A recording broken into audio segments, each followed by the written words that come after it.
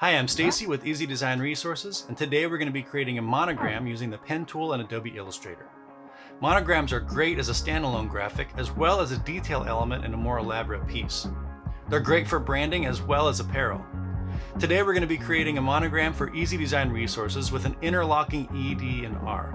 All right, let's do this. First thing we're going to do is create a new document at 6 inches by 6 inches. Go to View in the menu, Show Grid. Go also back to View, Snap to Grid. Type a P for your pen tool, and we're going to start drawing this out.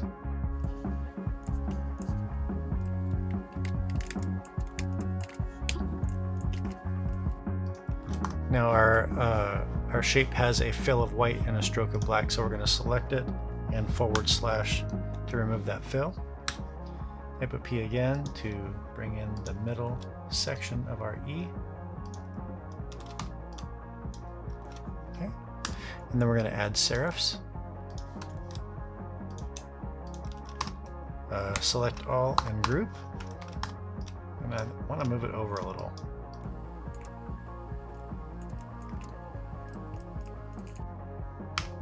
All right, and let's create our D. I'm going to have that be a little bit wider.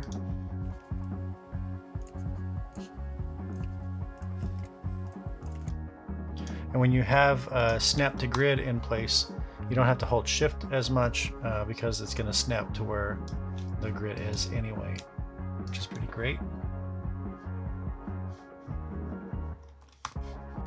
Have all that group. So if you just click and drag over the back end of the D, we'll get all the elements and we can group that. Select it again and transform. We can just increment it down to where it's centered 3 inches top to bottom. All right, let's create our R.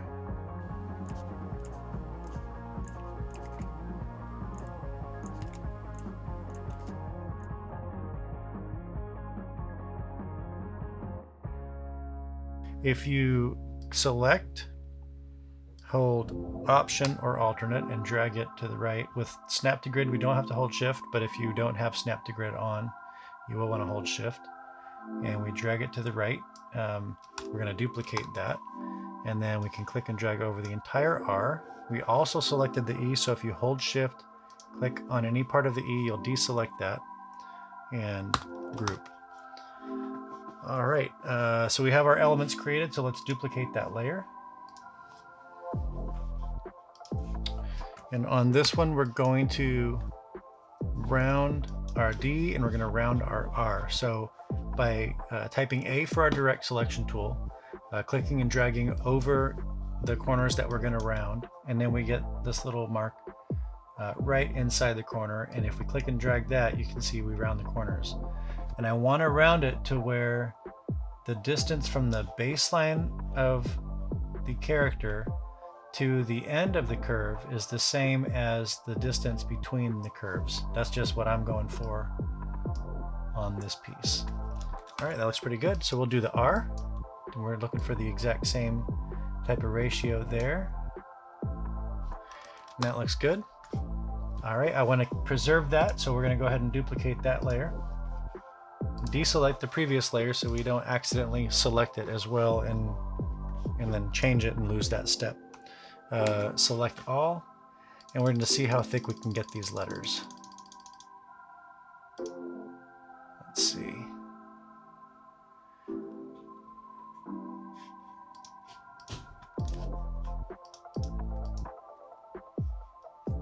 Let's see. So the serifs on our E I made a little long, so I want to pull them in. I want them to be 2 marks on the grid long, and so they're consistent. I'm going to go ahead and select all again, and under our stroke we've got cap, and we can have it to where the stroke does not go beyond the end of a clicked path, or we can have it round, or we can have it project. So I'm going to have it project. All right, and then this outside, that one was just the only one a little too long. So we see right here down 2 we're good, up here down 2 we're up 2 we're good. Okay. We've got a couple of projectiles coming out of our R, but I'm okay with that. So we're going to keep this the way it is. We're going to duplicate that layer. Deselect the previous. We're going to select all, and we're going to convert this to outline. So object and expand is one way you can do it. Fill and stroke totally works. Also, you can do object, path, and outline stroke. We're going to select each individual letter, go to Pathfinder, and unite. We want to do that for each one. And then we're going to type a P for our pen tool, and we're going to hit the hyphen or minus sign up by the numbers on our keyboard, and we're going to remove those points that we don't need. And there's a few kind of all around. I just like things to be clean, but these ones need to be removed because they created projectiles out of our character. Okay.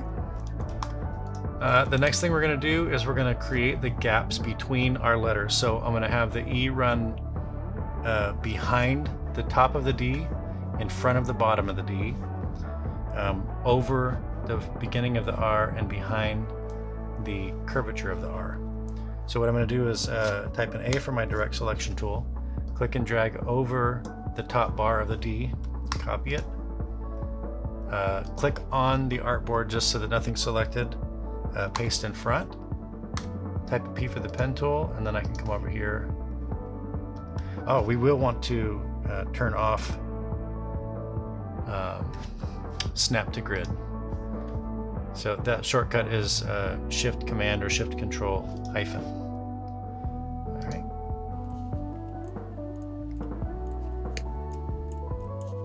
And then once you have it selected, you can type a V and then just grab one of those bars on the bounding box and drag it in. Type a D to give it a fill and a stroke. Shift X to swap that fill and stroke. And that section is ready. All right. I'm going to drag across the bottom part of the L, copy, click on the artboard, deselect, paste in front. Another way we can join these paths is Command-Shift-A so that nothing's selected. Type an A for our direct select tool and select those 2 points at the bottom, and Command or Control-J. And now they're joined. And then I believe if you hold alternate and select it, everything is selected with a solid fill on those anchor points, and Command-J will join that as well. I'm going to click and drag that anchor point down, type a V, just kind of squeeze it in, type an I, and we can duplicate that fill and stroke that we did earlier. Okay, type an A and select the bar that runs across the R, copy it, Command-Shift-A to deselect, or just click on the artboard, paste it in front, Command-Shift-A, type A again, select those 2 anchor points, join, and then hold alternate and select the shape overall, Command-J again, type a V for our main selection tool and drag that in, type an I for the eyedropper tool and copy that fill and stroke, and our last section is right here. So we're going to select the 2 anchor points at the top of that right side curve, the next ones and the next ones. Copy it, Command-Shift-A, deselect, paste in front, and then we want to select those anchor points there and there, Command-J, holding alternate or option, select that path again, Command-J again, and type a P, and we want to remove the far left anchor and the far right bottom anchor. Type in an I and copy that fill. All right. So now we're going to select these 4. We're going to group them, and then we're going to start expanding that stroke to see what kind of gap we want to put between our letters. One thing I do want to do is on the stroke tool, next to align stroke, we want to align it to the outside of our path, and that just sets it to where it's outside of our path, and then we can start enlarging that stroke size and see where we want it to finally land. And I think I'm going to be right at 6. Now I am noticing that the top of the R is being interfered right there. let's see. I'm going to select the pieces that we just put the path to and lock it. Type an A, and I'm going to click and drag across all the anchor points that I need to move in order for my R to align with that new distance. I'm just going to grab it with the direct selection tool and pull it down holding shift, and now we're even there.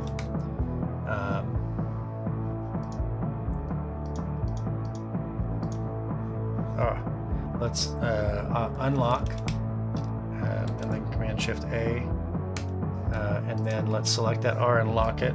Type A again, and we want to click and drag for the section that's going to knock out of the E, and then once we've selected that, Command D will duplicate that move, and we're good. All right, the next section that's going to be affected.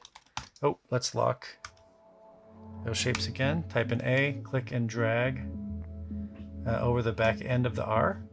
We did select the E, but we're gonna deselect that. All right, zoom in, type in A, click and drag that over. So if you see, we just moved that back end. All right, we're good. So let's now go to Path, convert that to Outlines, Pathfinder, and Unite. Let's ungroup it, copy the first section that we created, delete it, paste it in front of our E.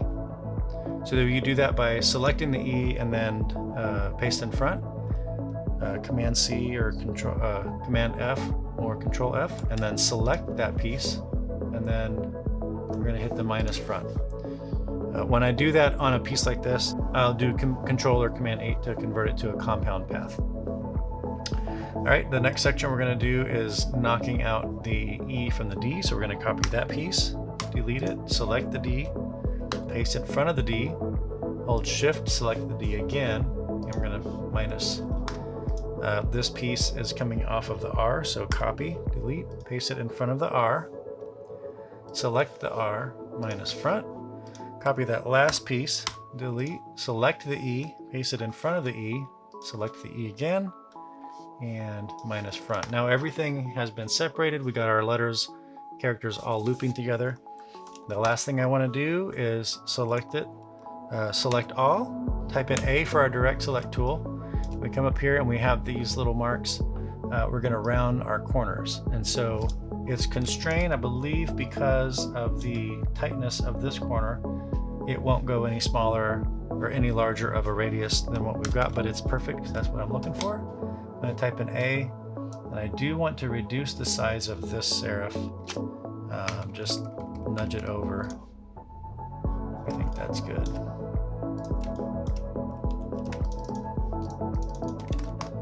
All right, and the last thing I want to do is just to give it a little bit more character is I want to drag in the inner corners of each of the serifs just to give the serif a bevel. And that's it. I'm going to go in here and hide grid, select all and group. Last thing I want to do is duplicate that layer. Type in M for the rectangle tool, come up here and click. And we want a 6" by 6" square. Type a V for the main selection tool. I go to transform and just set that to where it's centered 3 inches horizontal and vertical. Send it to back, hold Shift, click and drag over the whole image, and change our art to white. So that's it. I dig a well-designed monogram. I'll probably tweak this one a little bit more for some branded goodies. Let me know in the comments below what your favorite brand monogram is. Also, if you like this video, be sure to subscribe and hit that like button for good measure. And if you haven't already seen it, check out the badge tutorial I did right up here. All right, thanks so much for sticking around, and we hope you have a great week.